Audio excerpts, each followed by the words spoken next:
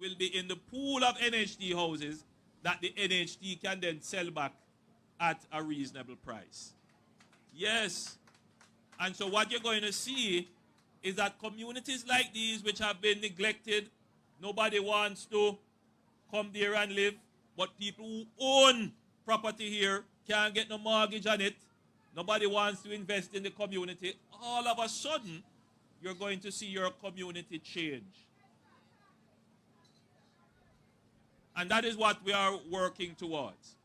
So you are now existing at a time when all the hard work and effort that your administration has put in, your government has put in, which I have administered, is now bearing fruits.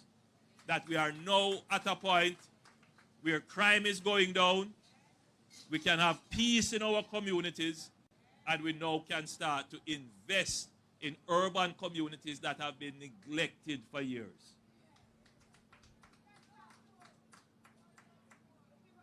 So, my friends, it gives me great pleasure, therefore, to break ground today at the Tower Hill. What's the name of it? Yes, it's called the Village of Tower Hill. You see how the name nice for the development? The Village of Tower Hill. And the 6 families that will benefit, I'm sure they will be happy. Just as how the 32 families in St. Paul's Lane are very happy with their development. So what I'm talking about here is not new. It's not a dream. It's the reality coming true every single day. We have done it before, and we are doing it here again. We will go to another community next week where we'll do it again and again and again.